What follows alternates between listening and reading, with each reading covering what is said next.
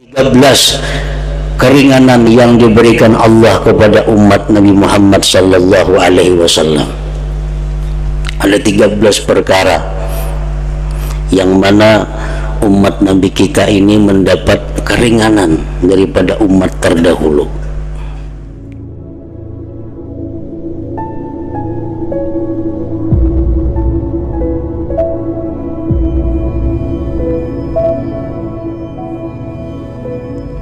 Bismillahirrahmanirrahim.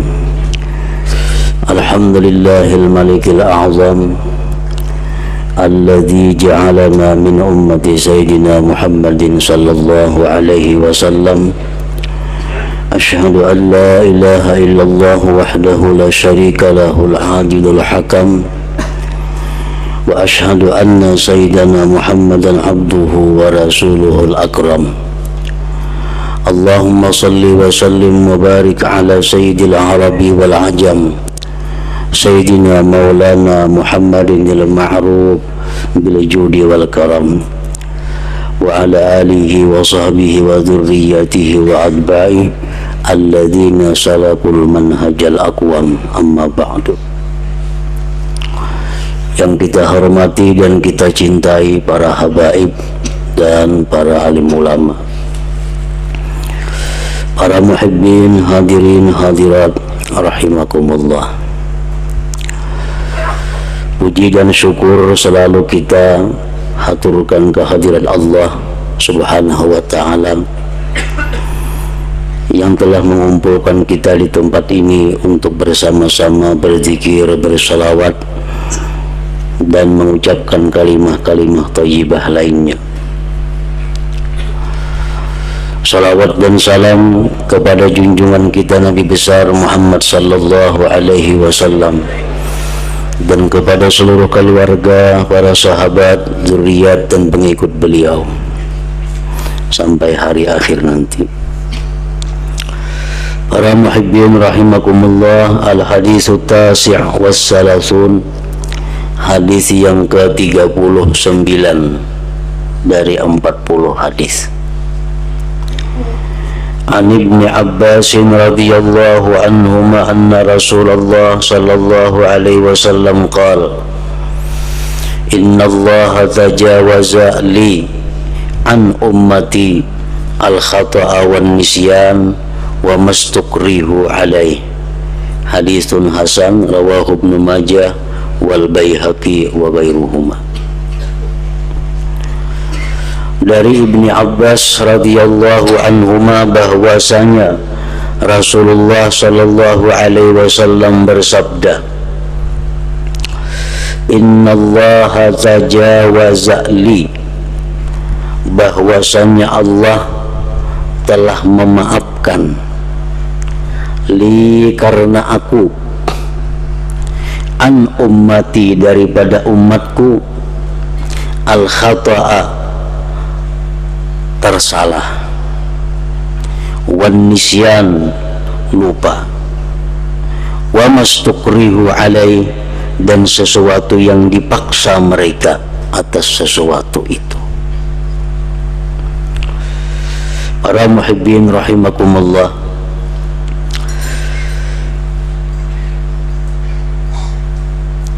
bahwasanya Allah telah memaafkan, artinya kadang menganggap itu suatu dosa, kadang menganggap itu satu kesalahan apabila kita tersalah.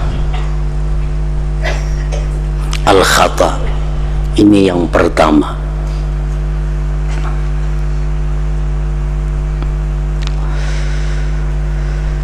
Yang dimaafkan Allah itu kadang-kadang berupa dosanya,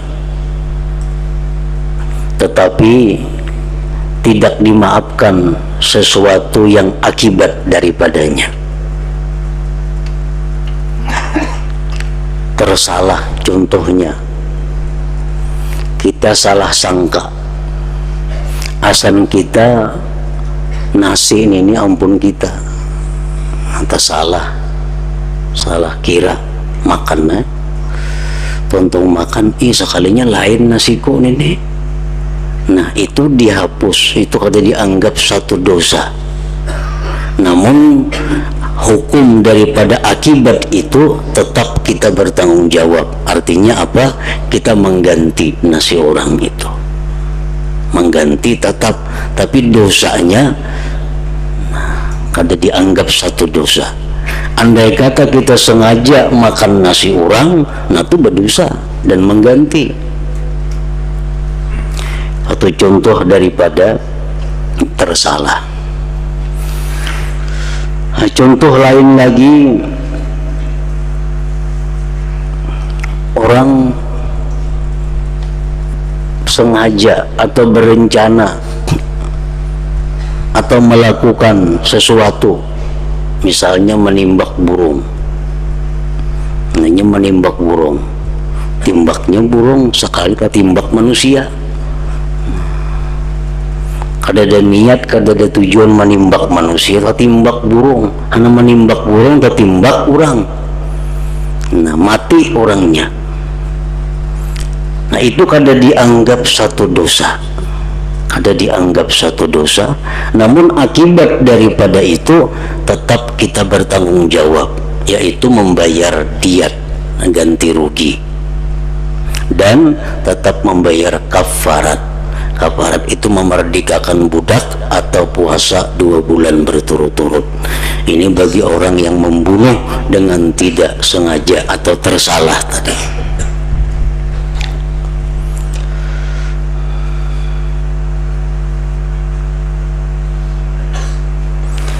Contoh yang lain lagi, kita sembahyang.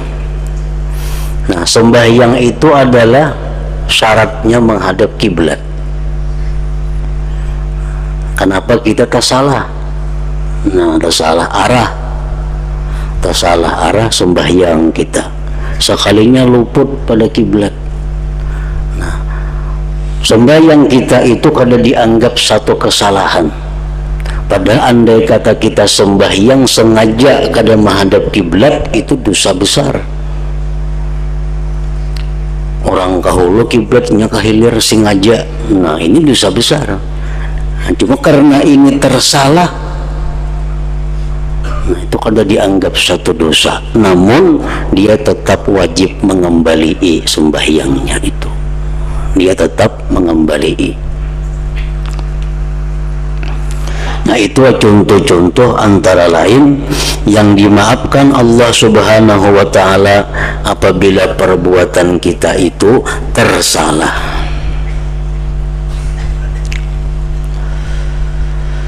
Yang kedua, wan nisyan, lupa.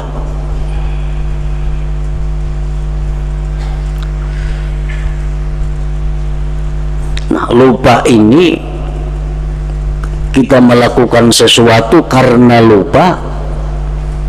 Apabila sesuatu itu sesuatu yang salah, maka itu dianggap kada salah oleh Allah.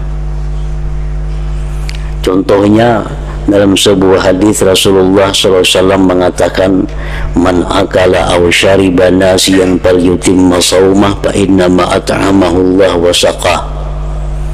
Jar Nabi kita, barang siapa yang makan atau minum lupa, ini puasa, bulan puasa, atau kada bulan puasa, rahatan puasa, makan minumnya kada ingat pada puasa. Nah, begitu tonton makan mariga hanya ingat aku tadi puasa. Nah, fal yutimma shaumah, ujar Nabi kita, tonton makan puasa. Nang tadi itu Allah memberi makan dan memberi minum kepadanya. Nah ini nisyan, lupa.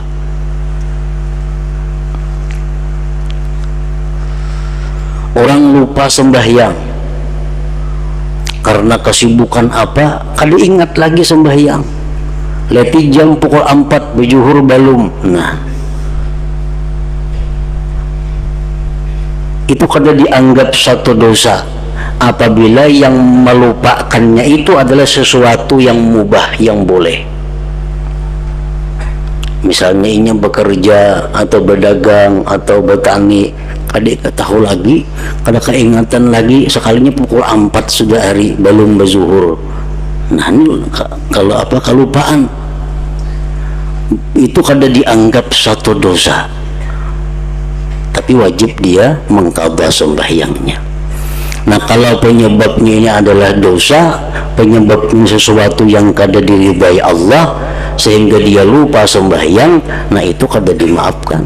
Orang asik bercatur umpamanya, nah catur asik, latih jam 5 bejuhur balum, makan balum, asik bercatur itu. Nah ini sesuatu yang kada disukai oleh Tuhan. Nah maka ini dianggap satu dosa, karena penyebab lupanya itu adalah sesuatu yang tidak dibolehkan oleh agama.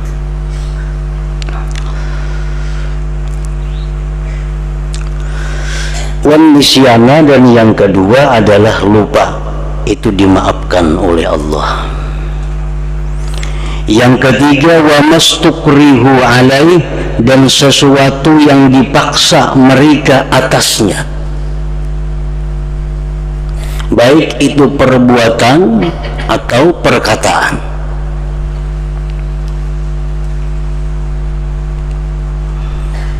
Seperti yang dicontohkan di zaman Rasulullah Sallallahu Alaihi Wasallam, satu keluarga terdiri daripada Ammar, bapaknya Yasir, ibunya Sumayyah. Nah 3 orang ini diikat di tiang, di padang pasir yang panas. Ketiga-tiganya diikat. Bila kada mengucapkan kalimat kafir, bila kada bermurtad, kubunuh, ujar tuannya. Kayak apa kamu hai Yasir? Yasir tetap kada mau. Aku ya Yasir tetap Islam. Yasir dibunuh. Kemudian istrinya Sumayyah, kayak apa tuh, aku ikam sudah dibunuh. Bila ikam kada mau mengucapkan kalimat kafir, ikam dibunuh. Tetap Sumayyah Islam. Akhirnya Sumayyah dibunuh, dan merupakan perempuan pertama yang mati syahid di zaman Rasulullah Sallallahu Alaihi Wasallam. Kemudian yang ketiga, yang anak Ammar, lihat Ammar tuh, abah ikam sudah kubunuh, mama ikam sudah mati, tinggal ikam lagi. Bila ikam kada hakun menyebut kalimat kafir, ikam bacang kayak itu juga. Nah Ammar hakun mengucap kalimat kafir karena terpaksa. Kalau kada kayak itu mati juga keduanya nih. Akhirnya Ammar dilepas. Nah begitu Ammar dilepas, Ammar datang kepada Rasulullah Sallallahu Alaihi Wasallam. Nabi kita menjelaskan bahwa itu tidak mengapa, kada dianggap satu dosa asal hati kamu tetap beriman kepada Allah Subhanahu wa Ta'ala. Itu contoh yang dipaksa. Para muhibbin rahimakumullah, Rasulullah Sallallahu Alaihi Wasallam menyatakan tadi, innallaha tajawaza li an ummati, sesungguhnya Allah Subhanahu wa Ta'ala memaafkan li, karena aku,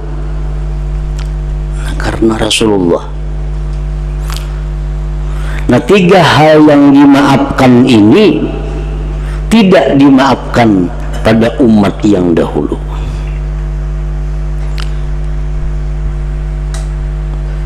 Pada agama Yahudi, orang-orang Yahudi, mereka berbuat demikian tadi, itu kada dimaafkan oleh Allah, tetap dicatat sebagai dosa.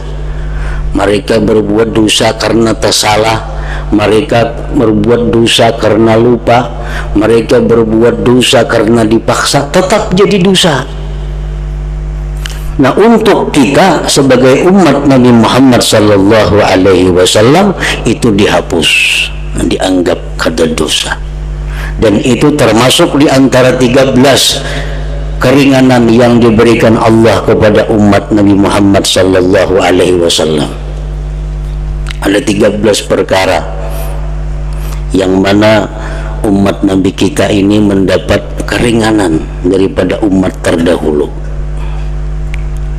Pertama, qat'u mawdi'in najasah.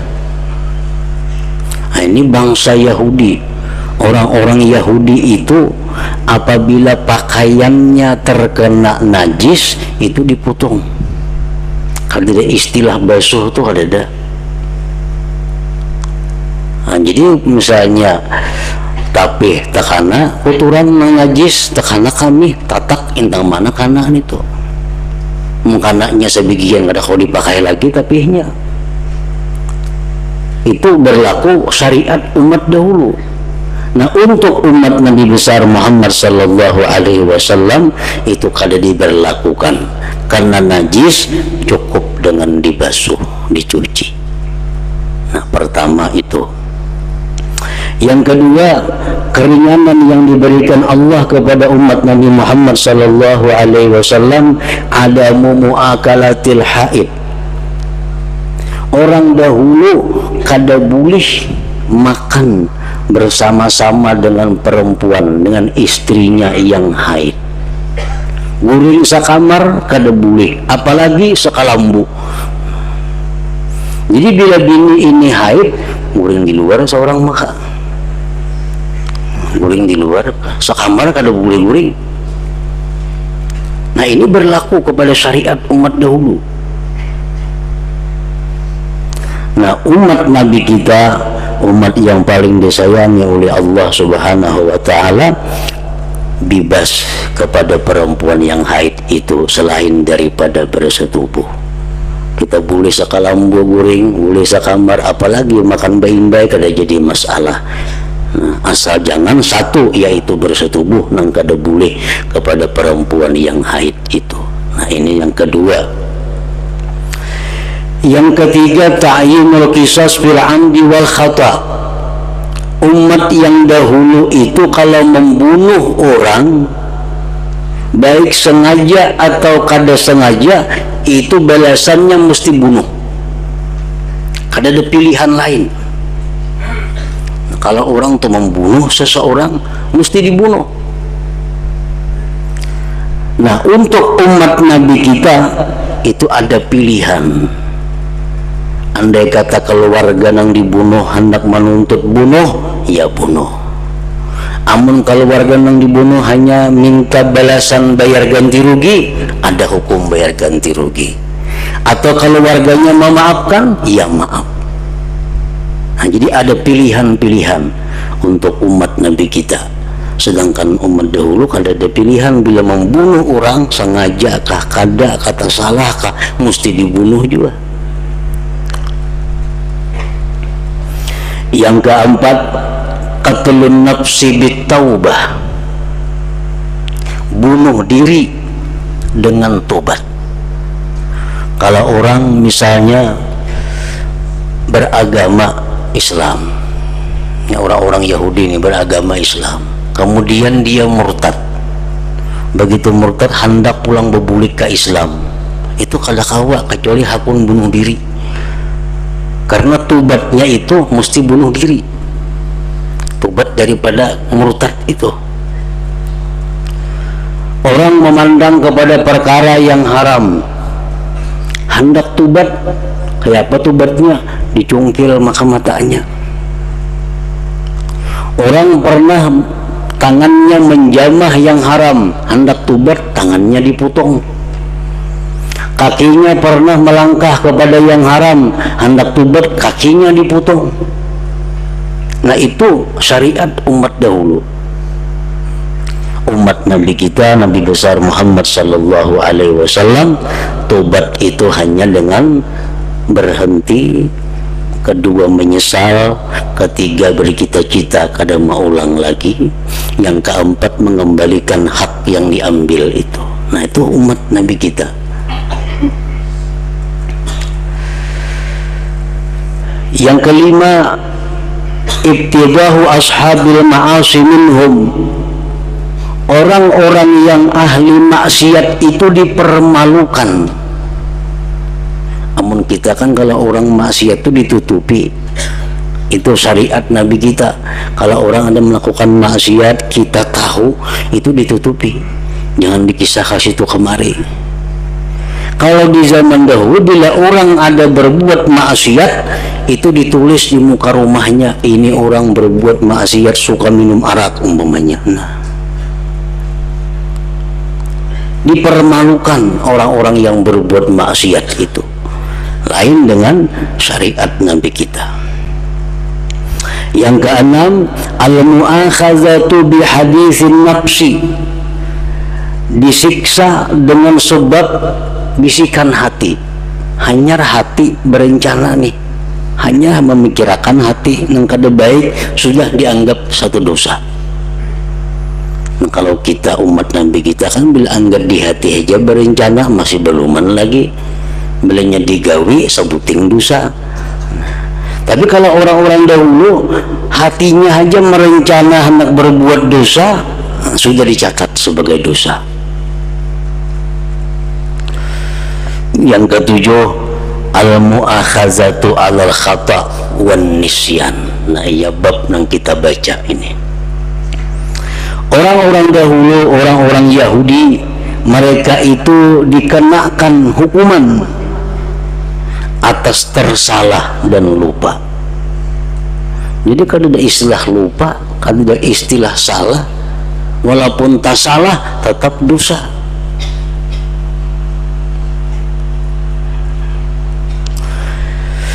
Yang kedelapan, tahrim istighalihim yauma aidihim, haram bekerja pada hari raya mereka.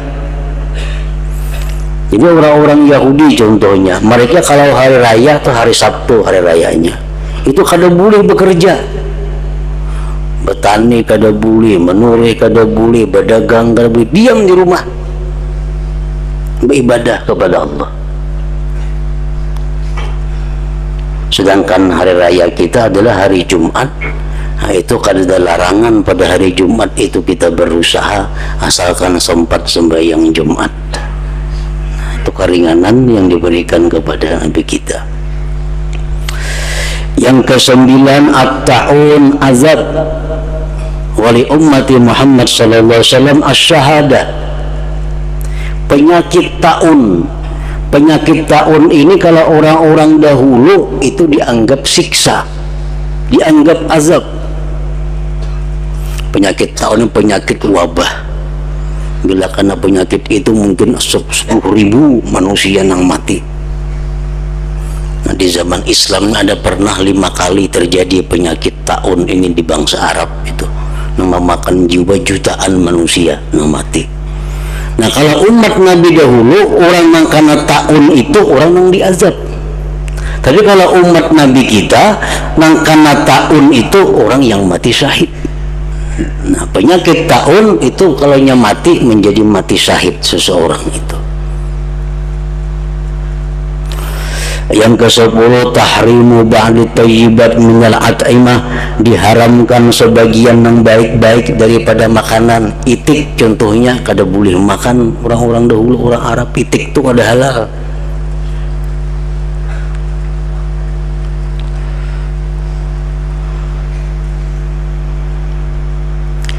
Yang ke-11, tahrimul ghanaim, diharamkannya harta rampasan perang.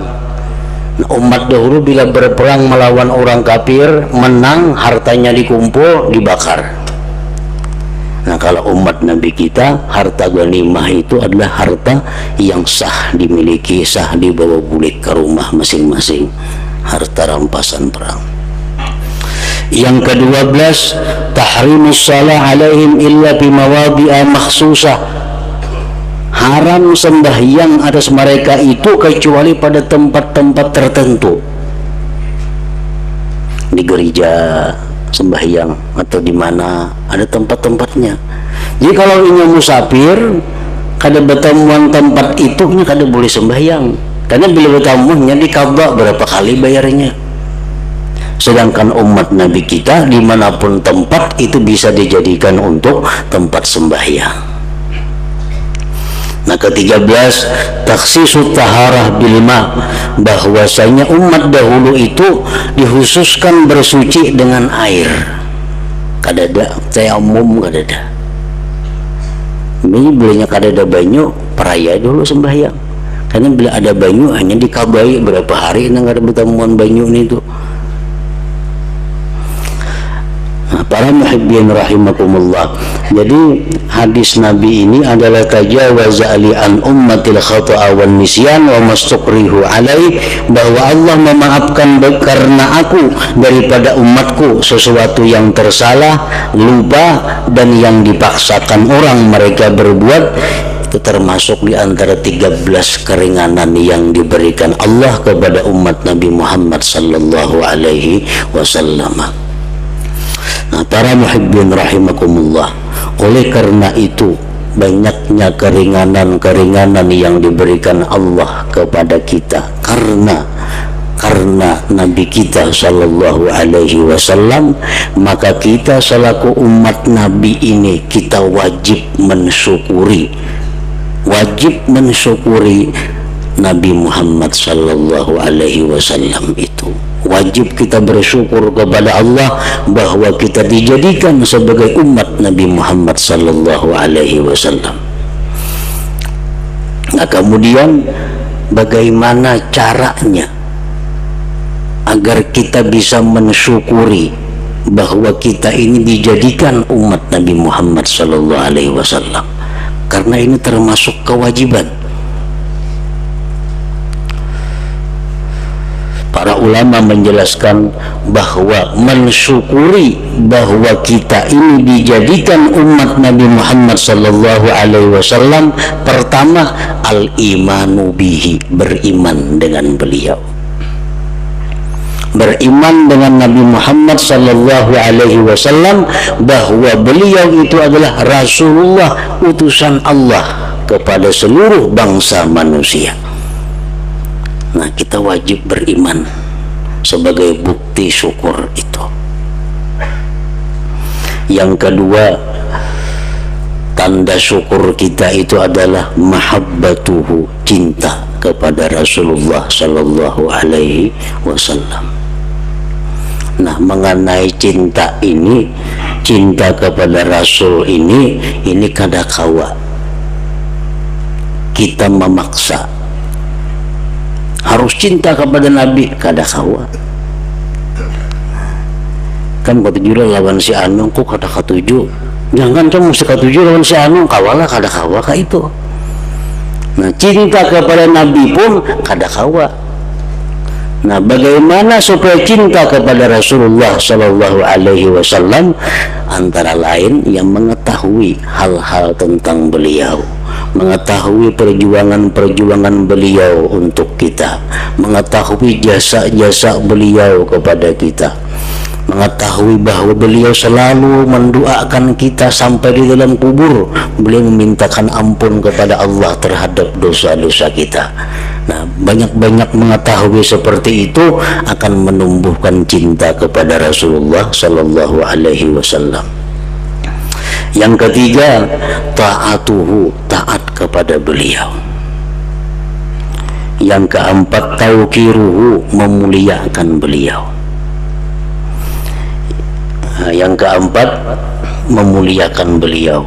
Yang kelima, ta'zimu sya'ni, membesarkan keadaan beliau, seperti memanggil beliau jangan bersisi, itu dengan panggilan ya Rasulullah, wahai Rasulullah, jangan ya Muhammad, jangan, ini mesti ya Rasulullah. Nah, kalau sekarang ini kita mengagungkan keadaan beliau adalah mengagungkan hadis-hadis beliau. Nah, ini ada kitab-kitab hadis, kumpulan ucapan-ucapan beliau, kita muliakan, kita agungkan, kita hormati. Jangan sembarang maandak di tempat-tempat nang hina, mesti di tempat nang sesuai, di tempat nang tinggi, karena ini kumpulan daripada perkataan Nabi Sallallahu Alaihi Wasallam. Yang keenam, kasratus salah alaih, banyak salawat kepada Nabi. Nah, ini menunjukkan kita bersyukur kepada Allah bahwa kita umat Nabi Muhammad. Yang ketujuh, mahabbatu ahli baitihi wa sahabatihi, mencintai keluarga keturunan beliau dan sahabat-sahabat beliau. Nah, jadi apabila 7 perkara itu kita melakukan, kita laksanakan, maka berarti kita mensyukuri bahwa kita ini umat Nabi Muhammad sallallahu alaihi wasallam. Mudah-mudahan kita mendapat syafaat beliau baik di alam dunia ini apalagi di akhirat nanti. Ila hadratin Nabi sallallahu alaihi wasallam. Al-Fatihah.